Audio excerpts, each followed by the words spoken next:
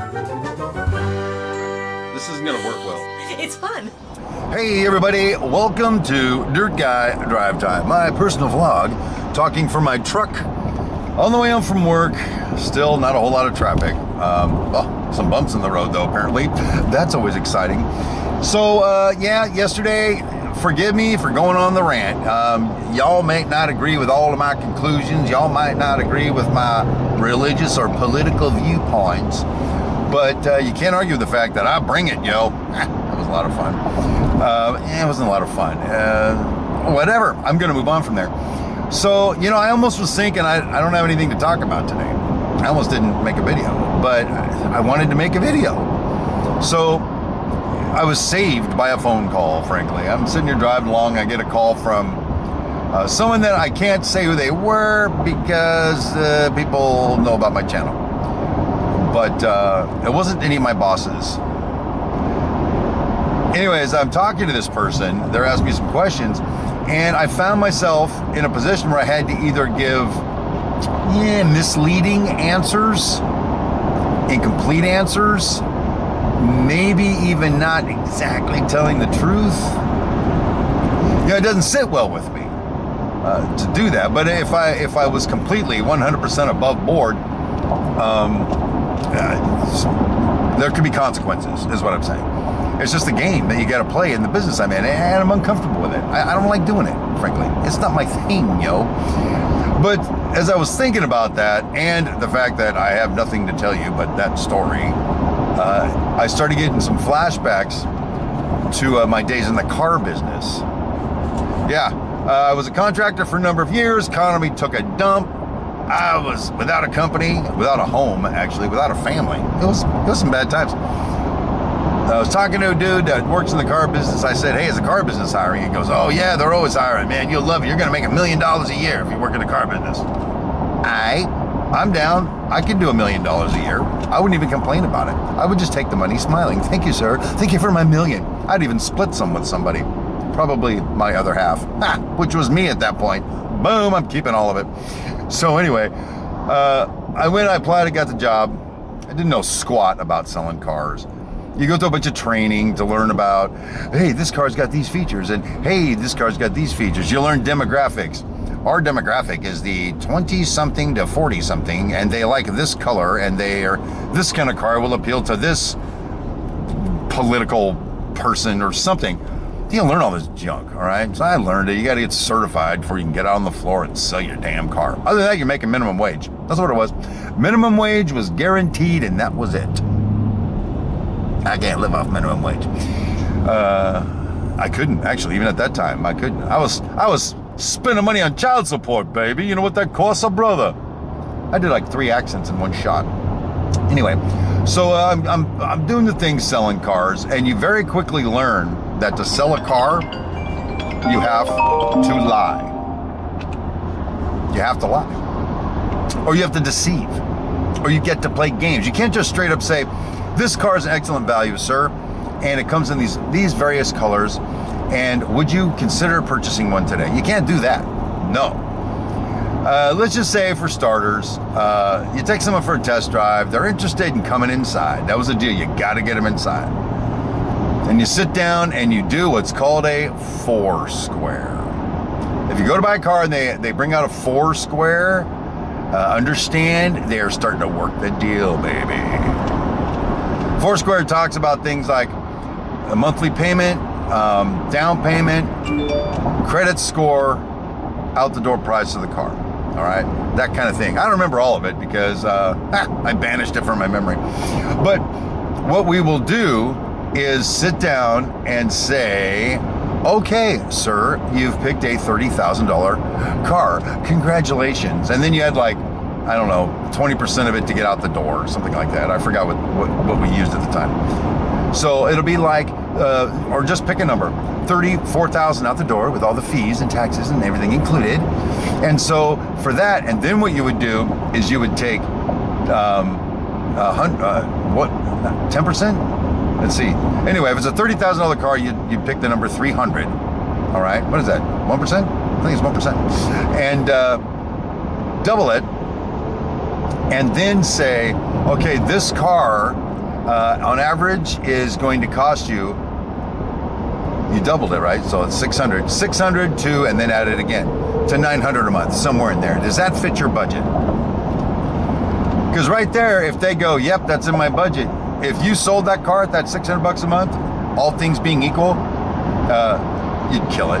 You also tell them, you pick the down payment you want. You go like 20 to 30% down. And it's going to be like 6,000 to 12,000 down. So does all that fit your budget? If they say yes, that's what we call a lay down. You said yes, they go work that deal. Here's the thing, they don't tell you it's 48 months, 50 months, 60 months, 72 months. They don't tell you any of that in that little Foursquare. They haven't even run your credit yet. How do they know what interest rate you're gonna get? We don't. All this is setting you up with what we call hit 'em high. And then we find out, well, no, my budget, I can only afford $400 a month for the car. All right, well, let's see what we can do with that. But for that, we'll probably be looking closer to $12,000 down. Can you do that today? Well, I only wanted to put down $9,000. That's all I have. You know, I think it's going to be tough, frankly. The only way to lock that down, we're going to have to run your credit. Are you okay with that? What do you need to run my credit for? I got excellent credit. Well, here's the thing. People say that sometimes, and it's not as excellent as they think because of the way credit is run for a car deal. It's a little different than just your regular credit score. That's actually a true thing, by the way. That's stupid. So anyway, you go back to the desk and you go, okay, boss, here's what I got. I got a guy who wants 400 on 9,000 and he's got running his credit. And they look at it and they put it together and they go, man, we'd own this dude at that 400 and 9,000. So let's do this. Instead, go back to him and say, okay, you know what? I've got some great news for you. I can put you in this car right now for $500 a month and $10,000 down, and it's yours. Boom, right now. And they go, well, okay. Boom, lay down. You just made money. Or they go, what's the interest rate? Well, I didn't ask. I'm sorry. With your credit score, it's a great rate, though. I lied. I know what your score is. I know what your interest rate is. I'm trying not to give you any information. I'm trying to get information from you. I'm not selling you anything. I'm conning you into something, is the way it works. And so we go back and forth with that. Now, some guys play hardball and they go, I was on the computer. I know what this car is worth. I want it below sticker price. I want an invoice. And then I want this interest rate. And blah, blah, blah. Woo, those are tough. It's hard to make money there. But by and large, as you're feeling out who the person is that you're talking to, you find their buttons, you find their strengths and weaknesses, and they drive out of there thinking they got an excellent deal, and you just pounded them. We used to call those a pounder when somebody walked out, you made a bunch of money. So that's when I was selling cars. And the really fun thing is, did it well enough that they made me internet director. And so I had a little staff. We were selling cars online. And then I wasn't digging that so much, and my staff really didn't like me because I insisted that they work, and they didn't find that agreeable. So they moved me to finance, and brought the finance manager. I made her internet director. I think she's still doing it. I think she was doing a pretty good job at it too. So when I went into finance, I thought it was gonna be pretty much cut and dry, right? Boom, boom, boom, sign some documents, I get paid. Nope, same thing. We sell warranties, we sell service packages, we sell all this stuff, and they tell us how much we can sell them for without getting in trouble, but we get a commission on how much we sell them for. So we'll come in with this thing that's got like a silver, bronze, silver, gold, and platinum packages. We'll cross off the platinum packages and say, frankly, folks, it's not worth the money, really. It's just a lot of money, and you're never going to use these different things. However, this is our most popular package. The silver is where it's at. If you don't buy the silver package, then you do not deserve to be behind the wheel of a car. And so they go, well, how much is the silver package? It's only an extra $1,200. Oh, it's only an extra $20 a month. You don't tell them they're paying $3,000 for it. It's an extra $20 a month. And they go, well, $20 a month, this seems like a lot of money. And then you say, let me ask a question, do you like Starbucks? And they're like, well, yeah. And I say, well, here's the deal. How much you spend on Starbucks? Well, I don't know. Like what, $5 a day, maybe? $7 a day? Maybe five. I mean, 5 times 30 is $150 you're spending on coffee. But the coffee's not going to keep your car running. Coffee's not going to give you free towing. These are the tactics.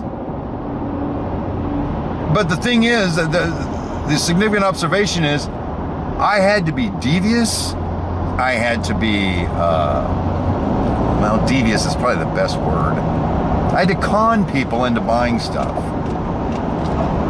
And man, I had my share of people that later on would go, hey, wait a minute. I didn't buy this. Well, dude, you signed for it.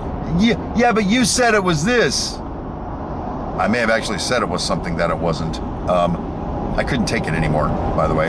So I got out of the car business. So anyway, hey, car buyers, beware. No car dealership is trying to give you a good deal. They're not. They're trying to snake as much money out of you as they possibly can.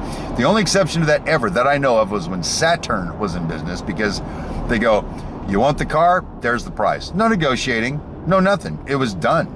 You knew how much you're paying for the car.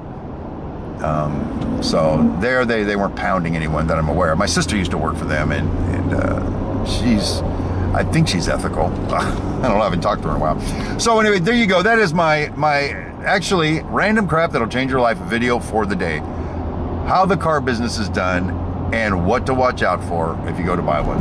That's it. That's all I've got for today. I will not see you tomorrow, because tomorrow we'll release a video on our Vibe Church channel. And you can go watch that over there if you feel like it. But I will be back Thursday, God willing, and the creek don't rise. So until then, my name is Steve Brown, and watch out for car salesmen.